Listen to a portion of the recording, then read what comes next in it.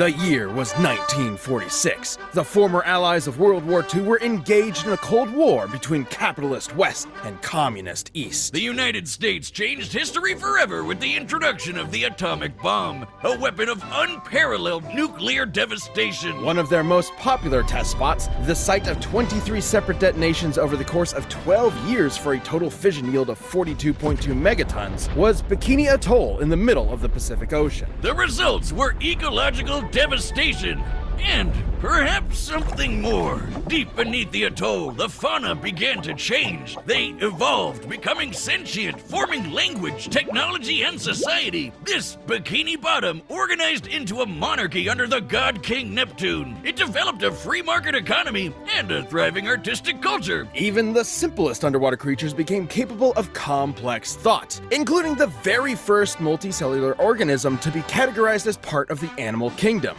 the sea sponge. And one sponge in particular, the greatest among them, lives in a pineapple under the sea. Oh! SpongeBob SquarePants. Oh, I wanted to sing this song. I don't know about greatest. SpongeBob may headline one of the most popular children's cartoons of all time, but he's a total dork. He's a painfully naive man-child whose only ambition in life is to continue his minimum wage job as a fry cook at the Krusty Krab. Really sounding like a Squidward there, Wiz. And no one wants to be a Squidward.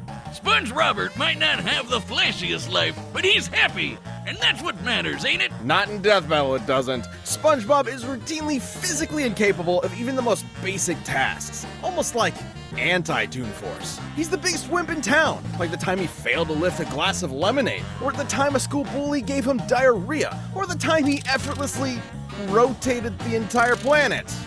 Huh. Oh, we're in for some shit now, aren't we? Despite being a real sea creature, SpongeBob is more like a kitchen sponge. Absorbent and yellow and porous is he, after all. He can stretch and shapeshift his body any way he likes, duplicate himself through asexual reproduction, and absorb immense amounts of liquid.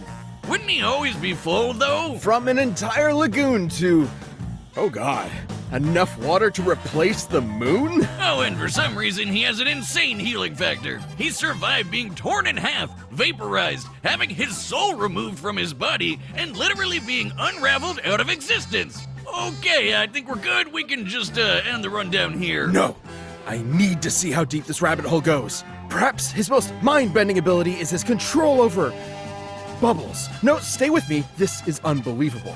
Like a soapy Green Lantern ring, his bubbles can become anything he wishes, from guided cruise missiles to sentient life and entire bubble societies. That's a pretty similar effect to his magic pencil, which can draw anything he wants into existence and erase it from reality just as easily. The pencil was so powerful, SpongeBob sent it back to the surface where it belonged.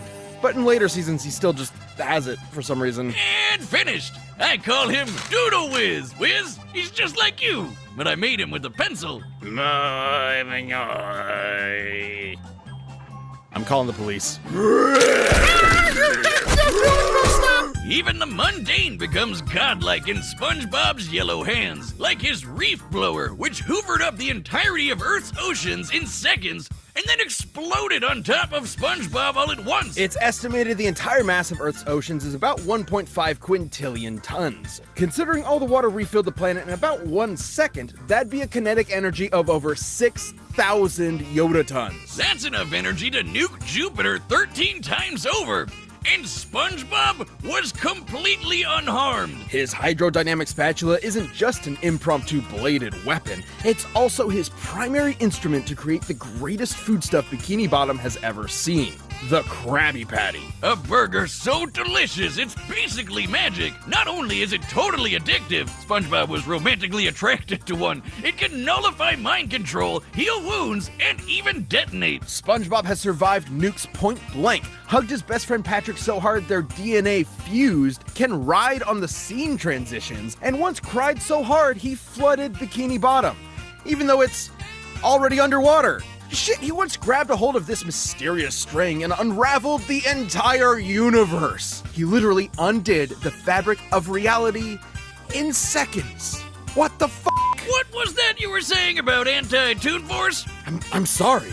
I'm not sure I've ever misjudged a character as severely as SpongeBob SquarePants. Nice character arc there, Wiz. Unfortunately for Roberto, the rest of the town only saw the goofy goober on the outside. It took more than one adventure to prove himself to be a real hero.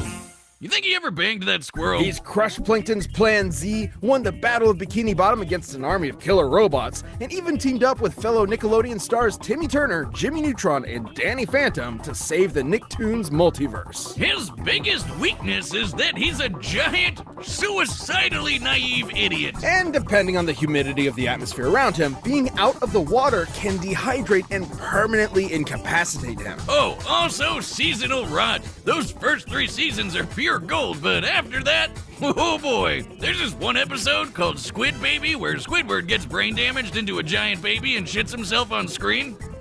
What are you talking about? Oh, right. Trials and tribulations and Hasselhoffs aside, it wasn't until SpongeBob accepted himself for who he was that he was rewarded with the greatest boon of all. Middle management! So if nautical nonsense be something you wish, then pray to your yellow porous god for mercy, because his whimsical laughter is the last thing you'll ever hear.